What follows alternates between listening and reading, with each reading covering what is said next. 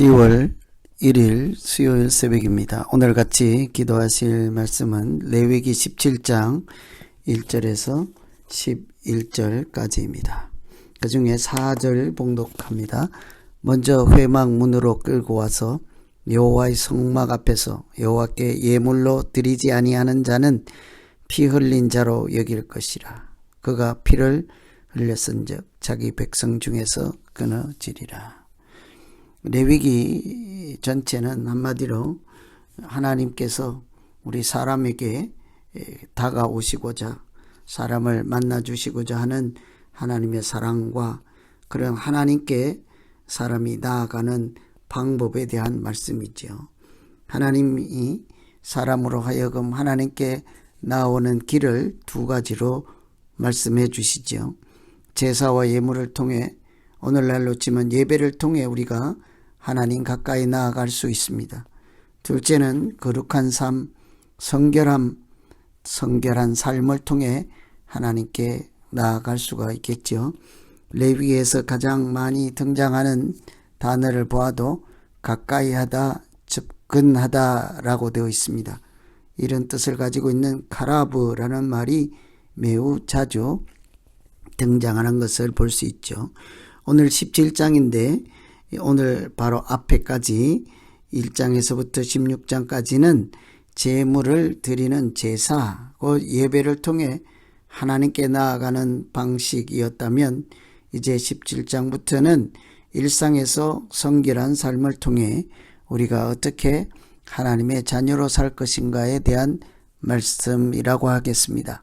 어떤 삶이 하나님 앞에 살아가는 산제사와 같은 예배와 같은 성결한 삶이 될까를 생각하시면서 기도하면 되겠습니다.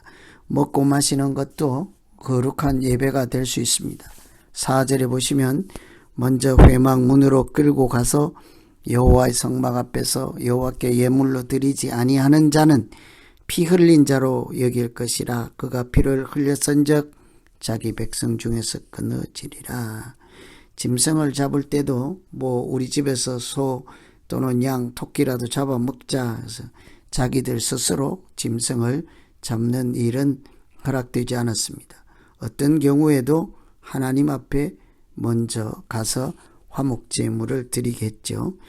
성결한 삶에 대한 첫째 내용은 가축을 잡고 먹는 것에 관한 것입니다.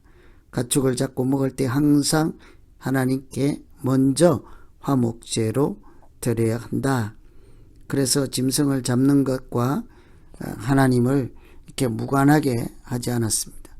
잡아서 먹는 것과 같은 그냥 식생활이라고도 할 수 있겠죠. 일상에서 하나님으로 살아가는 방식 따로 있는 것입니다. 하나님은 우리가 먹고 마시는 또 살아가는 소소한 삶 가운데 거룩함을 나타내기를 원하십니다. 성결하고 거룩한 삶은 예배당 안에서만 있는 것이 아니라 일상에서 먹고 마시고 또 이런 모든 일에 있어서 연장선 계속되는 것이죠. 화목제를 드리고 하나님이 주신 것을 나누어 먹을 수는 있어도 개인적으로 짐승을 잡아서 우리가 잘 먹겠다 안 된다는 것이죠. 그래서 우리가 짐승을 잡을 때라도 항상 하나님께 먼저 드리고 하나님께 화목제물을 드리고 그리고 나서 그 하나님이 주신 것을 나누어서 먹을 수 있도록 하였습니다. 그러니 먼저 그의 나라와 의를 구하라. 먹든지 마시든지 먼저 하나님을 생각하라. 이렇게 이해할 수 있겠죠. 우리가 먹고 마시는 것을 통해서도 하나님의 나라 방식이 따로 있다는 사실을 기억하고 아주 작은 사소한 일을 할지라도 구별된 마음, 정결한 마음, 거룩한 마음으로 살아갈 때 하나님께서 우리를 이렇게 하나님이 사랑하는 자녀라 일컬어 주실 것입니다. 두 번째는 생명을 귀하게 여기는 것도 거룩하게 사는 거죠. 10절에 이스라엘 집 사람이나 그들 중에 거류하는 거류민 중에 무슨 피든지 먹는 자가 있으면 내가 그 피를 먹는 그 사람에게는 내 얼굴을 대하여 그를 백성 중에 끊으리라. 모든 생명을 존중하도록 하나님께서 말씀하시죠. 짐승의 피는 곧 짐승의 생명이라. 육체의 생명은 피에 있다고 하십니다. 피라고 하는 것은 생명, 피를 함부로 흘리지도 말고 먹지도 말라 하는 것은 생명을 존중하라 하는 것이겠죠. 하나님께서 홍수 심판 후에 고기를 그 생명 되는 핏째 먹지 말라 하였습니다. 고기는 먹되 피는 먹지 말라 하셨죠. 생명은 하나님께 속하듯이 피도 하나님께 속한 것이라 볼 수 있습니다. 하나님께서 모든 생명을 이처럼 귀하게 여길 것을 피를 함부로 먹지 말게 하셨습니다. 제물로 바쳐진 짐승의 피는 또한 속죄의 기능을 하고 있지요. 내가 이 피를 너희에게 주어 단에 뿌려 너희 생명을 위하여 속죄하게 하였나니 생명이 피에 있음이라. 피가 죄를 속하느니라. 하나님은 그 피에 생명이 있고 그 피로 죄를 속하는 도구로 말씀하셨습니다. 피는 흠없고 점없는 어린 양 예수 그리스도의 보혈의 피가 앞으로 십자가의 은총으로 우리의 죄를 깨끗게 하시고 우리에게 죄 사함을 허락해 주시는 그 피를 우리가 짐승의 피를 잡을 때마다 생각할 수 있게 하였죠. 그래서 우리가 예수 그리스도의 보혈뿐만 아니라 생명인 짐승의 피조차 하나님께서 함부로 하지 못하게 하고 먹지도 못하게 하였습니다. 또 그 피를 뿌려 죄를 속죄하는 그런 역할을 하게 하였습니다. 그러므로 제물로 드려진 짐승의 피는 물론 어떤 짐승의 피일지라도 함부로 다루지 못하게 한 것은 하나님께 속한 생명, 하나님께 속한 피 이런 것들에 대해서 경외함을 가지고 함부로 대하지 않을 것은 그 생명의 주인 대신 하나님을 기억하라 하는 것입니다. 피나 생명은 하나님께 해당되는 분야, 부분이라는 것이죠. 하나님의 영역인 것입니다. 그래서 우리가 하나님께서 짐승을 먹을 양식으로 주셨더라도 피는 빼고 하나님께 속한 하나님께 해당되는 피는 빼고 고기를 먹을 수 있게 하신 것을 깊이 생각할 수 있어야 되겠습니다. 이런 모든 것은 생명의 주인이신 하나님께서 우리에게 허락된 일용할 양식으로 짐승을 먹되 피는 하나님께 속한 것으로 구별하라. 이렇게 함부로 대하지 말라. 이것은 사실은 모든 생명에 대해서 존귀하게 여겨라. 가치 있게 여겨라. 함부로 생명을 다루지 말라 하는 것이겠죠.